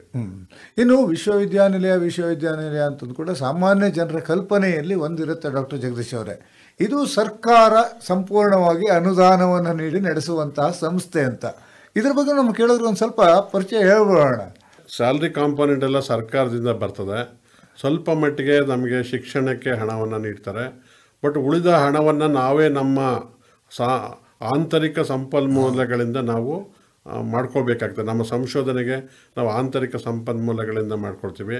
ಅಂದರೆ ನಮಗೆ ಫೀಸಿಂದ ಆಗಿರ್ಬೋದು, ಬೀಜಗಳನ್ನು ಮಾರಾಟ ಮಾಡೋದ್ರಿಂದ, ಜೈವಿಕ ಗೊಬ್ಬರಗಳನ್ನು ಮಾರಾಟ ಮಾಡೋದ್ರಿಂದ, ಆಮೇಲೆ ಸಸಿಗಳನ್ನು ಮಾರಾಟ ಮಾಡೋದ್ರಿಂದ, ಮತ್ತು ಕೆಲವೊಂದು ಕೋರ್ಸ್ಗಳಿಗೆ ನಾವು ಹೆಚ್ಚಿನ ಒಂದು ಫೀಸ್ಗಳನ್ನು ತಗೊಳ್ತೇವೆ. ಅದ್ರ ಮೂಲಕ ನಾವು ಸುಮಾರು ಹೆಚ್ಚಿನ ಒಂದು ಆಂತರಿಕ ಸಂಪನ್ಮೂಲಗಳನ್ನು ಕ್ರೋಢೀಕರಿಸೋದ್ರಿಂದ ಪ್ರೆಸೆಂಟ್ ನಮ್ಮ ಆರ್ಥಿಕ ಪರಿಸ್ಥಿತಿ ಚೆನ್ನಾಗಿ ಇದೆ. ಆ ಥರ ಅಷ್ಟೊಂದು ಕೊರತೆ ಇಲ್ಲ ಅಂತ ನನ್ನ ಒಂದು. ಡಾಕ್ಟರ್ ಜಗದೀಶ್, ನಾವು ಹೆಸರುಘಟ್ಟದ ಒಂದು ತೋಟಗಾರಿಕಾ ಸಂಶೋಧನಾ ಕೇಂದ್ರವನ್ನು ನೋಡಿದಾಗ ಅವರು ತಮ್ಮ ಎಲ್ಲ ತಳಿಗಳಿಗೆ ಒಂದು ಬ್ರ್ಯಾಂಡ್ ಮಾಡಿದ್ದಾರೆ, ಅರ್ಕ ಅಂತ ಮಾಡಿಬಿಟ್ಟಿದ್ದಾರೆ. ಅದೇ ರೀತಿಯಲ್ಲಿ ತಮ್ಮ ವಿಶ್ವವಿದ್ಯಾನಿಲಯವು ಕೂಡ ಯಾವುದಾದ್ರೂ ಬ್ರ್ಯಾಂಡ್ ಮಾರ್ಕನ್ನು ಮಾಡ್ಕೊಂಡಿದೆಯಾ? ಹೌದು, ನಮ್ಮ ಯಾವುದೇ ತಳಿಗಳನ್ನು ನಾವು ಬಿಡುಗಡೆ ಮಾಡಿದ್ರು ಅದಕ್ಕೆ ಸಹ್ಯಾದ್ರಿ ಅಂತ ಹೇಳ್ತೀವಿ. Sahyadri is our brand. Sahyadri Siri, Sahyadri Kempu Mukti, Sahyadri ಜಲಶಕ್ತಿ, ಈ ಥರ ಎಲ್ಲ ತಳಿಗಳಿಗೂ ಸಹ ಸಹ್ಯಾದ್ರಿ ಬ್ರ್ಯಾಂಡನ್ನು ಕೊಡ್ತೇವೆ. ಒಂದು ಸಹ್ಯಾದ್ರಿ ನೋನಿ ಚಹಾ ಅಂತ ಒಂದಿದೆ, ಸಹ್ಯಾದ್ರಿ ಕಾಫಿ ರೇಕರ್ ಅಂತ ಇದೆ. ಸೊ ಪ್ರತಿಯೊಂದಕ್ಕೂ ಸಹ ನಾವು ಬ್ರ್ಯಾಂಡಿಂಗ್ ಆಗಿ ಸಹ್ಯಾದ್ರಿ ಅನ್ನೋ ಒಂದು ಬ್ರ್ಯಾಂಡ್ ನೇಮಲ್ಲಿ ನಮ್ಮ ಎಲ್ಲ ಪದಾರ್ಥಗಳು ಸಹ ಮಾರಾಟ ಆಗ್ತದೆ. ಅಂದರೆ ನಮ್ಮ ಕೇಳೋರಿಗೆ ಹೇಳ್ಬೋಣ, ಸಹ್ಯಾದ್ರಿಯ ಒಂದು ಬ್ರ್ಯಾಂಡ್ ಬಂತು ಅಂತಂದರೆ ಅದು ಕೆಳದಿ ಶಿವಪ್ಪ ನಾಯಕ ಕೃಷಿ ಮತ್ತು ತೋಟಗಾರಿಕಾ ವಿಶ್ವವಿದ್ಯಾನಿಲಯದ ಕೊಡುಗೆ. ಹೌದು. ಇನ್ನು ನಿಮ್ಮ ವಿಶ್ವವಿದ್ಯಾನಿಲಯದಲ್ಲಿ ಇರ್ತಕ್ಕಂಥ ಪ್ರತಿಯೊಂದು ತಳಿಯ ಬಗ್ಗೆ ಹೇಳ್ಕೊಂಡು ಹೋದರೆ ಸಮಯ ಸಾಲುವಂಥದ್ದು ಭಾಳ ಕಡಿಮೆ ಡಾಕ್ಟರ್ ಜಗದೀಶ್ ಅವರೇ. ಯಾಕೆಂತಾರೆ ಮಾವು ನೋಡಿದ್ರೆ 60 ತಳಿ ಅಂತ ಹೇಳ್ತೀರಿ, ಭತ್ತ ನೋಡಿದ್ರೆ ಒಂದು 50 ತಳಿ ಅಂತ ಹೇಳ್ತೀರಿ, ಈಗ ತೆಂಗು ಬಂದರೆ ತೆಂಗಿನಲ್ಲಿ ಒಂದಿಷ್ಟು ತಳಿ ಅಂತ ಹೇಳ್ತೀರಿ, ಅಡಿಕೆಯಲ್ಲಿ, ಹೀಗೆ ಯಾವುದೇ ಪ್ರಭೇದವನ್ನು ತಗೊಂಡ್ರೂ ಕೂಡ ನಿಮ್ಮ ನಾವು ನೋಡೋದು 1-2 ಇರುತ್ತೆ. ನೀವು ನೋಡಿದ್ರೆ ಅದನ್ನು ಯಾವಾಗೂ 15-20 ಮೇಲೆ ಹೇಳ್ತಿರ್ತೀರಿ. ಹೌದು. ಈಗ ಒಂದು ತಳಿಯನ್ನು ಕಂಡುಹಿಡಿಬೇಕಾದ್ರೆ ಸುಮಾರು ಅನೇಕ ತಳಿಗಳನ್ನು ಸಂಕಲನ ಮಾಡೋದ್ರಿಂದ ಹೊಸ ಒಂದು ತಳಿ ಬರ್ತದೆ. ಸುಮಾರು ಒಂದು ಭತ್ತವನ್ನು ಒಂದು ತಳಿ ಕಂಡುಹಿಡಿಬೇಕಂದ್ರೆ ಸುಮಾರು 300-400 ತಳಿಗಳನ್ನು ನಾವು ವಿಶ್ಲೇಷಣೆ ಮಾಡಿ ಅದರ ಒಳ್ಳೆಯ ಗುಣಗಳನ್ನು ತಗೊಂಡು ನಮ್ಮ ತಳಿಗಳಿಗೆ ಹಾಕಬೇಕಾಗ್ತದೆ. ಹಾಗಾಗಿ ನಮ್ಮಲ್ಲಿ ಹೆಚ್ಚಿನ ಒಂದು ತಳಿಗಳ ಒಂದು ಸಂಗ್ರಹಣೆ ನಮ್ಮ ವಿಶ್ವವಿದ್ಯಾಲಯದಲ್ಲಿ. ಈ ಸಂಗ್ರಹಣೆಯನ್ನು ನಮ್ಮ ಸಾಮಾನ್ಯ ಜನರು ಬಂದು ನೋಡ್ಬೋದಾ? ನೋಡ್ಬೋದು. ಈಗ ನಾವು ಒಂದು ಮ್ಯೂಸಿಯಮನ್ನು ಮಾಡಿದ್ವಿ, ಭತ್ತದ ತಳಿಯ ಮ್ಯೂಸಿಯಮನ್ನು ನೋಡ್ಬೋದು. ಹಳೆ ತಳಿಯ ಭತ್ತಗಳನ್ನು ಸಹ ನಾವು ವೀಕ್ಷಣೆ ಮಾಡ್ಬೋದು. ಇನ್ನೊಂದು 2 ತಿಂಗಳು ಬಿಟ್ಟರೆ ನಾವು ಗದ್ದೆಯಲ್ಲೂ ಸಹ ನಾವು ಅದನ್ನು ಬೆಳೆಸ್ತೇವೆ. ರೈತರು ಬೇಕಂತ ಹೇಳಿದ್ರೆ ಒಂದು 1/2 kg ಹಳೆ ತಳಿಗಳನ್ನು ನಾವು ಕೊಡಲಿಕ್ಕೆ ವ್ಯವಸ್ಥೆ ನಮ್ಮಲ್ಲಿದೆ. ಹಾಗೆಯೇ ರೈತರಿಗೆ ಒಂದು ತಳಿಯನ್ನು ಕೊಟ್ಟು ಅದರ ಅಭಿವೃದ್ಧಿಯನ್ನು ಪಡಿಸಿದರೆ ಬೈಬ್ಯಾಕ್ ಸಿಸ್ಟಮನ್ನು ಮಾಡುವಂಥ ಒಂದು ಯೋಜನೆ ಏನಾದರೂ ಇದೆಯಾ? ಹೌದು. ಈಗ ನಾವು ಹೊಸ ಒಂದು ಪ್ರೋಗ್ರಾಮನ್ನು ಹಾಕ್ಕೊಂಡಿದ್ವಿ. ನಮ್ಮ ಭಾಗದಲ್ಲಿ ಅನೇಕ ರೈತರ ದೇಸಿ ತಳಿಗಳು ಇದ್ದಾವೆ. ಆ ದೇಸಿ ತಳಿಗಳನ್ನು ನಮಗೆ ಕೊಡಬೇಕು. ಅದನ್ನು ನಾವು ಪ್ಯೂರಿಫೈ ಮಾಡ್ತೀವಿ, ಅದನ್ನು ಮತ್ತೆ ರೈತರಿಗೆ ಕೊಡ್ತೀವಿ. ನಾವು 1 kg ಬೀಜವನ್ನು ಕೊಟ್ಟರೆ ರೈತರು ಮುಂದಿನ ವರ್ಷ 2 kg ಬೀಜಗಳನ್ನು ನಮಗೆ ಕೊಡಬೇಕಾಗ್ತದೆ. ಕೊಟ್ಟ ನಂತರ ಏನು ಮಾಡ್ತೀವಿ, ಅದೇ ಬೀಜಗಳನ್ನು ಮತ್ತೆ ರೈತರಿಗೆ ಕೊಡುವಂಥ ಒಂದು ತಾಂತ್ರಿಕತೆಯನ್ನು ನಾವು ರೂಪಿಸ್ತಾ ಇದ್ದೀವಿ. ಆ ದೃಷ್ಟಿಯಿಂದ ದೇಸಿ ತಳಿಗಳ ಅಭಿವೃದ್ಧಿ ಸಹ ಈ ಸಮಯದಲ್ಲಿ ಆಗಲಿಕ್ಕೆ ಅವಕಾಶ ಇದೆ. ಇನ್ನು ಒಂದು, ಇದು ನೇರವಾಗಿ ನಿಮ್ಮ ವಿಶ್ವವಿದ್ಯಾನಿಲಯಕ್ಕೆ ಸಂಬಂಧಪಡದೇ ಇದ್ರೂ ಕೂಡ ಇತ್ತೀಚಿನ ದಿನದಲ್ಲಿ ಹವಾಮಾನದ ವೈಪರೀತ್ಯ ರೈತರಿಗೆ ಕಾಡುವಂತಹ ಒಂದು ದೊಡ್ಡ ಸಮಸ್ಯೆ. ಅವರಿಗೆ ಇಂಥ ದಿವಸ ಮಳೆ ಬರುತ್ತೆ, ಇಂಥ ದಿವಸ ನೀವು ಈ ಬೆಳೆ ಹಾಕ್ಬೋದು ಅಂತ ಮಾಹಿತಿ ಕೊಡೋದಕ್ಕೆ ತಮ್ಮಲ್ಲಿ ಏನಾದರೂ ಮಾಹಿತಿ ಕೇಂದ್ರವನ್ನು ಇಟ್ಟಿದ್ದೀರಾ? ಹೌದು, ಮಾಹಿತಿ ನಮ್ಮ 4 ಸಂಶೋಧನಾ ಕೇಂದ್ರಗಳಲ್ಲಿ ಮಾಹಿತಿ ಕೇಂದ್ರ ಇದೆ. ಅಂದರೆ ನಾವು ಪೂನಾದ ಮೆಟ್ರಲಾಜಿಕಲ್ ಇನ್ಸ್ಟಿಟ್ಯೂಟಿಂದ ನಮ್ಮ KNMDNC ಅಂದರೆ ನಮ್ಮ ಬೆಂಗಳೂರಲ್ಲಿ ಒಂದು ಇದಿದೆ, ಅವರುಗಳಿಂದ ಸಂಗ್ರಹ ಮಾಡಿಕೊಂಡು ಎಲ್ಲ ಡೇಟಾಗಳನ್ನು ಸಂಗ್ರಹ ಮಾಡಿಕೊಂಡು ರೈತರಿಗೂ ಸಹ ಇವತ್ತು ಮಳೆ ಆಗ್ಬೋದು, ಈ ಥರ ಬಿಸಿಲು ಬೀಳ್ಬೋದು, ಈ ಥರ ಅಂಥೇಳಿ ಹವಾಮಾನದ ಬಗ್ಗೆ ಸಹ ನಾವು ರೈತರಿಗೆ ನಾವು ಮಾಹಿತಿಯನ್ನು ಕೊಡ್ತಾ ಇದ್ದೇವೆ. ಇನ್ನು ಡಾಕ್ಟರ್ ಜಗದೀಶ್ ಸರ್, ನಮ್ಮ ಕಾರ್ಯಕ್ರಮವನ್ನು ಮುಗಿಸೋಕ್ಕಿಂತ ಮೊದಲು ಒಂದು ಪ್ರಮುಖವಾಗಿ ಕೇಳುವಂಥದ್ದು, ಇಷ್ಟೆಲ್ಲವನ್ನ ಹೇಳ್ತಾ ಇದ್ದೀರಿ, ಇವೆಲ್ಲವೂ ಕೂಡ ಈಗಾಗಲೇ ಇಂಪ್ಲಿಮೆಂಟ್ ಆಗಿರುವಂಥ ಯೋಜನೆಗಳು. ಹೌದು. ತಾವು ಭವಿಷ್ಯದಲ್ಲಿ ಇನ್ನೊಂದಿಷ್ಟು ಯೋಜನೆಗಳನ್ನು ಹಮ್ಮಿಕೊಂಡಿರ್ತೀರಿ ಅಂತ ಅಂದ್ಕೊಂಡಿದ್ದೀನಿ. ಏನು ಮಾಡಬೇಕು? ನಾವು ಭವಿಷ್ಯದಲ್ಲಿ ಶಿಕ್ಷಣ ಕ್ಷೇತ್ರಕ್ಕೆ ಬಂದರೆ ನಾವು ಫುಡ್ ಇಂಡಸ್ಟ್ರೀಸು ಈಗ ಭಾಳಷ್ಟು ಎತ್ತರಕ್ಕೆ ಬೆಳೀತಾ ಇದೆ. ಸೊ ಅದಕ್ಕೆ ಫುಡ್ ಟೆಕ್ನಾಲಜಿನಲ್ಲಿ ನಾವು ಹೊಸ ಹೊಸ ಕೋರ್ಸ್ಗಳನ್ನು ಪ್ರಾರಂಭ ಮಾಡಬೇಕು ಅಂತೇಳಿ ಅಂದ್ಕೊಂಡಿದ್ದೇವೆ. ಅದಲ್ಲದೆ ಈಗ ಕೃಷಿಯಾಗಿ ಉಳಿದಿಲ್ಲ, ಅದನ್ನು ಬಿಸ್ನೆಸ್ ಆಗಿ ಮಾರ್ಪಾಟ್ಲಿಗೆ ಮಾಡಲಿಕ್ಕೆ ಅಗ್ರಿ ಬಿಸ್ನೆಸ್ ಮ್ಯಾನೇಜ್ಮೆಂಟ್ ಕೋರ್ಸನ್ನು 5 ಇಂಟಿಗ್ರೇಟೆಡ್ ಕೋರ್ಸನ್ನು ಪ್ರಾರಂಭ ಮಾಡಬೇಕು ಅಂತೇಳಿ ನಾವು ಮಾಡ್ಕೊಂಡಿದ್ವಿ. ಸಂಶೋಧನೆಗೆ ಬಂದರೆ ಸಂಶೋಧನೆಯಲ್ಲಿ ಏನಾಗಿದೆ ಅಂದರೆ, ಕೆಲವೊಂದು ಈಗ ನಮ್ಮಲ್ಲಿ ಬಯೋಡೈವರ್ಸಿಟಿ ಪಾರ್ಕ್ ಇರಲಿಲ್ಲ, ನಾವು 24 ಎಕರೆಯಲ್ಲಿ ಬಯೋಡೈವರ್ಸಿಟಿ ಪಾರ್ಕನ್ನು ಮಾಡ್ತಾ ಇದ್ದೀವಿ. ಅದೇ ಬಿದಿರು ಬಗ್ಗೆ ಹೆಚ್ಚಿನ ಒಂದು ಸಂಶೋಧನೆ ಮಾಡಬೇಕಾಗಿದೆ, ಬಿದಿರು ಪಾರ್ಕನ್ನು ಮಾಡ್ತಾ ಇದ್ವಿ. ಅದರಲ್ಲೂ ಕೂಡ ಭದ್ರಾವತಿಗೂ ಬಿದಿರಿಗೂ ಬಹಳ ದೊಡ್ಡ ಸಂಬಂಧ. ಒಂದು ಹೊಸ ಹೊಸ ಪ್ರಭೇದಗಳನ್ನು ತೆಗೆದು ಬೆತ್ತದಲ್ಲಿ ಸಹ ನಮ್ಮ ಸಂರಕ್ಷಣೆ ಆಗಿಲ್ಲ, ಅದನ್ನು ಮಾಡಬೇಕು ಅಂತ ಮಾಡಿದ್ವಿ. ಇನ್ನು ಮುಂದೆ ನಾವು ಪೆಟ್ರೋಲ್ ಡೀಸೆಲನ್ನು ನಮ್ಮ ಸಸ್ಯ ಮೂಲಗಳಿಂದನೇ ಉತ್ಪಾದನೆ ಮಾಡಲಿಕ್ಕೆ ಬಯೋಫ್ಯೂಯಲ್ ಪಾರ್ಕ್ ಮಾಡಿದ್ವಿ. ಮತ್ತೆ ಮೊದಲು ಒಂದು ಕಾಲದಲ್ಲಿ ಹೊಂಗೆ ಎಣ್ಣೆಯಿಂದ ಪೆಟ್ರೋಲ್ ಮಾಡ್ತಾ ಇದ್ವಿ ನಾವು. ಹೊಂಗೆ ಎಣ್ಣೆ ಮತ್ತು ಬೇವಿನ ಹಿಂಡಿ, ಯಾವುದೇ ನೀವು ಬೀಜದಿಂದ ನಾವು ಬಯೋಫ್ಯೂಯಲ್ ಅನ್ನು ಮಾಡ್ಬೋದು. ಅದೇ ರೀತಿ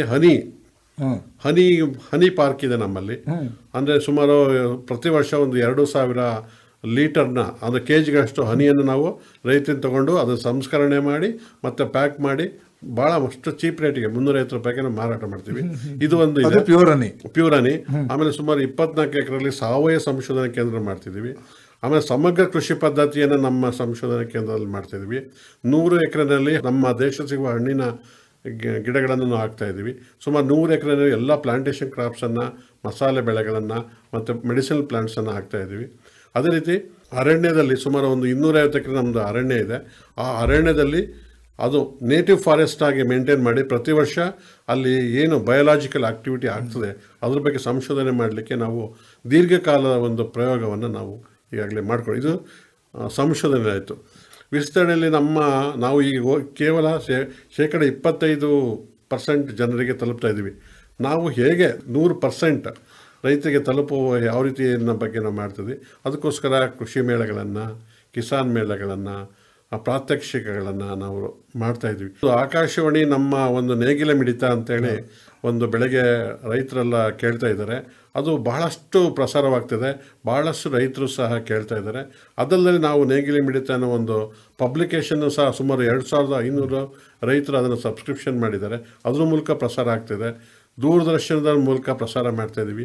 ಇತ್ತಿತ್ತಲಾಗೆ ಹೊಸ ಹೊಸ ತಾಂತ್ರಿಕತೆಗಳನ್ನು ಯೂಟ್ಯೂಬ್ ಮುಖಾಂತರ ಸಹ ಪ್ರಸಾರ ಮಾಡಲಿಕ್ಕೆ ನಾವು ಕ್ರಮಗಳನ್ನು ತೆಗೆದುಕೊಂಡಿದ್ದೀವಿ. ಇನ್ನು ಡಾಕ್ಟರ್ ಜಗದೀಶ್ ಅವರೇ, ಇಷ್ಟೆಲ್ಲ ಹೇಳ್ತಾ ಇದ್ರಿ, ಅಲ್ಲೇ 100 ಎಕರೆ, ಇದು 25 ಎಕರೆ, ಅದಲ್ಲಿ 40 ಎಕರೆ, ಇದು ತೋಟ, ಬಯೋಡೈವರ್ಸಿಟಿ ಪಾರ್ಕು, ಒಂದು ಹನಿ ಪಾರ್ಕು ಅಂತಲ್ಲ. ಹಾಗಾದರೆ ತಮ್ಮ ಒಂದು ಟೋಟಲ್ ವಿಸ್ತೀರ್ಣದ ಕ್ಷೇತ್ರ ಎಷ್ಟಿದೆ? ಒಟ್ಟು ನಮ್ಮ ವಿಶ್ವವಿದ್ಯಾಲಯದಲ್ಲಿ 2,800 ಎಕರೆ ಪ್ರದೇಶ ಇದೆ ನಮಗೆ. ಅದರ 787 ಎಕರೆ ನಮ್ಮ ಹೆಡ್ ಕ್ವಾರ್ಟರ್ಸಲ್ಲಿದೆ. ಬೇರೆ ಬೇರೆ ಸಂಶೋಧನಾ ಕೇಂದ್ರಗಳೆಲ್ಲ 200-250 ಎಕರೆ ಜಮೀನಿದೆ. ಸೊ ಪ್ರತಿಯೊಂದು ಜಮೀನನ್ನು ನಾವು ಈ ಥರ ಸಂಶೋಧನೆಗೆ, ಸಸ್ಯ ಸಂರಕ್ಷಣೆಗೆ, ಬೀಜೋತ್ಪಾದನೆಗೆ ಎಲ್ಲ ವಿಭಾಗದಲ್ಲಿ ಉಪಯೋಗಿಸೋದ್ರಿಂದ ಹೆಚ್ಚಿನ ಒಂದು ಸಂಶೋಧನೆಯನ್ನು ಮಾಡಲಿಕ್ಕೆ, ಬೇರೆ ಬೇರೆ ಬೆಳೆಗಳ ಬಗ್ಗೆ ಬೇರೆ ಬೇರೆ ಕಾರ್ಯಕ್ರಮಗಳನ್ನ ಹಾಕ್ಕೊಳ್ಳಿಕ್ಕೆ ಸಹಾಯ ಆಗಿದೆ. ಇಷ್ಟು ದೊಡ್ಡ ವಿಸ್ತೀರ್ಣದಲ್ಲಿ ಕೃಷಿ ಸಂಶೋಧನೆ ನಿರಂತರವಾಗಿ ನಡೀತಾ ಇರುತ್ತೆ. ಬರೀ ಸಂಶೋಧನೆ ಮಾಡೋದಷ್ಟೇ ಅಲ್ಲ, ಮಾಡಿದ ಸಂಶೋಧನೆಗಳಿಂದ ರೈತರಿಗೆ ಉಪಯೋಗ ಆಗಬೇಕು ಅಂತ ರೈತರಿಗೆ ಮಾಹಿತಿಯನ್ನು ಕೊಡುವಂಥ ಮಾಹಿತಿ ಕೇಂದ್ರಗಳನ್ನು ಇಟ್ಕೊಂಡಿದ್ದೀರಿ, ವಿಜ್ಞಾನಿಗಳನ್ನು ತಯಾರು ಮಾಡ್ತಾ ಇದ್ದೀರಿ. ಅದೇ ರೀತಿಯಲ್ಲಿ ತಮ್ಮ ಭಾಳ ಒಂದು ಸಂತೋಷ ಕೊಡುವಂಥದ್ದು ಅಂತಂದರೆ, ಕೆಲವೊಂದು ತರಬೇತಿಗಳನ್ನು ಪಂಚಾಯಿತಿ ಮಟ್ಟದಲ್ಲಿ ಕೊಟ್ಟು ಇಡೀ ಪಂಚಾಯಿತಿಯಲ್ಲಿ ಕೃಷಿ ಚಟುವಟಿಕೆ ಅತ್ಯುನ್ನತ ಸ್ಥಾನಕ್ಕೆ ಹೋಗೋ ನಿಟ್ಟಿನಲ್ಲಿ ಪ್ರಯತ್ನ ಪಡ್ತಿದ್ದೀರಿ. ನಾನು ಆರಂಭದಲ್ಲಿ ಹೇಳ್ತಿದ್ದಾಗಲೇ ದೇಶದ ಬೆನ್ನೆಲುಬು ರೈತ ಆದರೆ ರೈತನ ಬೆನ್ನೆಲುಬು ಈ ವಿಶ್ವವಿದ್ಯಾಲಯ ಆಗಿದ್ರೆ. ಹೌದು, ರೈತರಿಗೆ ಅನೇಕ ವಿಚಾರಗಳಲ್ಲಿ ನಾವು ಸಹಕಾರಿಯನ್ನು ಮಾಡ್ತಾ ಇದ್ದೀವಿ. ಆದರೂ ಇನ್ನೂ ಹೆಚ್ಚಿನ ಮಟ್ಟದಲ್ಲಿ ನಾವು ಅವರ ಒಡನಾಟ ಏರ್ಪಡಿಸಬೇಕಾಗ್ತದೆ. ರೈತರು ಸಹ ಮುಕ್ತವಾಗಿ ನಮ್ಮ ವಿಶ್ವವಿದ್ಯಾಲಯಕ್ಕೆ ಬರ್ಬೋದು, ಅವರ ಸಮಸ್ಯೆಗಳನ್ನು ಹೇಳ್ಕೊಬೋದು, ಮತ್ತು ಅದಕ್ಕೆ ಏನೇ ಪರಿಹಾರಗಳನ್ನು ಕೂತು ಮಾಡ್ಬೋದು. ಮತ್ತು ರೈತರ ಹೊಲಗಳು ಸಹ ನಾವು ಪ್ರಯೋಗಗಳನ್ನ ಮಾಡಲಿಕ್ಕೆ ನಾವು ಭಾಳಷ್ಟು ಉತ್ಸುಕರಾಗಿದ್ದೇವೆ. ಅದನ್ನು ಸಹ ನಾವು ಈಗಾಗಲೇ ನಾವು ಪ್ರಾರಂಭವನ್ನು ಮಾಡಿದ್ದೇವೆ. ರೈತರು ಪ್ರತಿಯೊಬ್ಬರನ್ನು ಕೂಡ ನಾವು ಸಾಮಾನ್ಯವಾಗಿ ಹೇಳ್ತಾ ಇದ್ದೀವಿ, ನಮ್ಮ ಒಂದು ಜೀವನ ಅಥವಾ ವರವನ್ನು ಕೊಡಬೇಕು ಅಂದರೆ ದೇವಸ್ಥಾನಕ್ಕೆ ಹೋಗಬೇಕು ಅಂತ. ಹಾಗಿದ್ರೆ ಪ್ರತಿಯೊಬ್ಬ ರೈತನಿಗೂ ಕೂಡ ಒಂದಲ್ಲ ಒಂದು ರೀತಿಯ ವರ ಸಿಗಬೇಕು ಅಂತಂದರೆ ನಿಮ್ಮ ವಿಶ್ವವಿದ್ಯಾನಿಲಯಕ್ಕೆ ಬರಬೇಕು ಅವರು. ಹೌದು, ಬರಲೇಬೇಕಾಗ್ತದೆ. ಅವರಿಗೆ ಯಾವುದಾದ್ರು ಸಮಸ್ಯೆಗಳಿದ್ರೆ, ಅವ್ರಿಗೆ ಯಾವುದಾದ್ರು ತರಬೇತಿ ಬೇಕಾದರೆ, ಯಾವುದೇ ಆದರೂ ಗಿಡಗಳು ಬೇಕಾದರೆ, ಯಾವುದೇ ತಳಿಯ ಬೀಜಗಳು ಬೇಕಾದರೆ, ಮತ್ತು ತಾಂತ್ರಿಕ ವಿನಿಮಯ ಆಗಬೇಕಾದ್ರೆ, ಬಿಸ್ನೆಸ್ ಮಾಡ್ಯೂಲ್ ಮಾಡಬೇಕಾದ್ರೆ, ಇವೆಲ್ಲ, ಮತ್ತು ಹೊರದೇಶಗಳಿಗೆ ಏನಾದರೂ ರಫ್ತು ಮಾಡಬೇಕಾದ್ರೆ, ಆಮೇಲೆ ವ್ಯಾಲ್ಯೂ ಅಡಿಷನನ್ನು ಮಾಡಬೇಕಾದ್ರೆ ನಾವು ವಿಶ್ವವಿದ್ಯಾಲಯ ಸಂಪರ್ಕ ಇದ್ದರೆ ಭಾಳ ಒಳ್ಳೆಯದು. ನನಗೆ ಗೊತ್ತಿರೋ ಹಾಗೆ ನನಗೆ ಸುಮಾರು ಒಂದು 1000ಕ್ಕಿಂತ ಹೆಚ್ಚಿನ ರೈತರು ನನಗೆ ಪರ್ಸನಲ್ ಕಾಂಟ್ಯಾಕ್ಟ್ ಇದ್ದಾರೆ. ಯಾಕೆ ನಾನು ಕರ್ನಾಟಕದ ಎಲ್ಲ ಭಾಗದಲ್ಲೂ ಕೆಲಸ ಮಾಡಿರೋದ್ರಿಂದ ಇವತ್ತು ಸಹ ನನಗೆ ರೈತರು ನನಗೆ ಕಾಂಟ್ಯಾಕ್ಟಲ್ಲಿ ಇರೋದ್ರಿಂದ ನಾನು ಹೇಳೋದು, ಯಾವ ರೈತರು ವಿಶ್ವವಿದ್ಯಾಲಯದ ಜೊತೆಗೆ ನಿಕಟವಾದ ಸಂಪರ್ಕವನ್ನು ಹೊಂದಿದ್ದಾರೆ, ಅವರು ತಾಂತ್ರಿಕವಾಗಿ ಉನ್ನತ ಹೊಂದಿದ್ದಾರೆ, ಆರ್ಥಿಕವಾಗಿಯೂ ಸಹ ಸಬಲರಾಗಿದ್ದಾರೆ, ಮತ್ತು ಅವರ ಸಂಕಷ್ಟಗಳನ್ನು ತಗೊಳ್ಕೊಳ್ಳೋಕ್ಕೆ ನಮಗೂ ಸಹ ಆಗ್ತದೆ, ಸಂಶೋಧನೆ ಕಾರ್ಯಕ್ರಮಗಳನ್ನು ರೂಪಿಸಲಿಕ್ಕೂ ಸಹ ಸಹಾಯ ಆಗ್ತದೆ. ಆದ್ದರಿಂದ ಹೆಚ್ಚಿನ ರೈತರು ನಮಗೆ ಸಂಪರ್ಕದಲ್ಲಿ ಬಂದು ನಮ್ಮ ಜೊತೆಗೆ ಬೆಳೆದ್ರೆ ಅದು ನಮಗೂ ಒಳ್ಳೆಯದು, ರೈತರಿಗೆ ಒಳ್ಳೆಯದು ಅಂತ ನನ್ನ ಅಭಿಪ್ರಾಯ. ದೇವರು ಕೇಳಿದ ವರವನ್ನು ಕೊಡ್ತಾನೋ ಇಲ್ವೋ ಗೊತ್ತಿಲ್ಲ, ಆದರೆ ಒಬ್ಬ ರೈತ ತಮ್ಮಲ್ಲಿ ಬಂದು ಇಂಥದ್ದು ನನಗೆ ಬೇಕು ಅಂತಂದರೆ ಕೊಡೋದಕ್ಕೆ ತಾವು ಸಿದ್ಧರಿದ್ದೀರಿ. ನಾವು ಸಿದ್ಧರಿದ್ದೀವಿ ಆಲ್ವೇಸ್. ಹಾಗಿದ್ರೆ ಎಲ್ಲ ರೈತರುಗಳು ಕೂಡ ತಮ್ಮ ಕೃಷಿ ವಿಶ್ವವಿದ್ಯಾನಿಲಯದ ಒಂದು ಸಂಶೋಧನೆಗಳ ಉಪಯೋಗವನ್ನು ಪಡ್ಕೊಳ್ಳಿ. ಅದೇ ರೀತಿಯಲ್ಲಿ ತಾವು ಕೂಡ ತಾಂತ್ರಿಕವಾಗಿ ಅಭಿವೃದ್ಧಿಯನ್ನು ಹೊಂದಿ ವೈಜ್ಞಾನಿಕವಾಗಿ ಬೆಳೆಗಳನ್ನು ಬೆಳೆಯುವುದರ ಮುಖಾಂತರ ದೇಶದ ಅಭಿವೃದ್ಧಿಗೂ ಕೂಡ ಕೈ ಜೋಡಿಸಲಿ ಎನ್ನುವ ಆಶಯದೊಂದಿಗೆ ನಮಸ್ಕಾರ, ಧನ್ಯವಾದಗಳು. ಇದುವರೆಗೆ ಕೆಳದಿ ಶಿವಪ್ಪ ನಾಯಕ ಕೃಷಿ ಹಾಗೂ ತೋಟಗಾರಿಕೆ ವಿಜ್ಞಾನಗಳ ವಿಶ್ವವಿದ್ಯಾಲಯ ಶಿವಮೊಗ್ಗದ ಪರಿಚಯವನ್ನ ಕೇಳಿದಿರಿ. ಭಾಗವಹಿಸಿದವರು ಕುಲಪತಿಗಳಾದ ಡಾಕ್ಟರ್ RC ಜಗದೀಶ್. ಇವರೊಂದಿಗೆ ಭದ್ರಾವತಿ ಹಾಗೂ ಚಿತ್ರದುರ್ಗ ಆಕಾಶವಾಣಿ ಕೇಂದ್ರದ ಕಾರ್ಯಕ್ರಮ ಮುಖ್ಯಸ್ಥರಾದ SR ಭಟ್. ಕಾರ್ಯಕ್ರಮ ಆಕಾಶವಾಣಿ ಭದ್ರಾವತಿ ಕೇಂದ್ರದ ಕೊಡುಗೆ.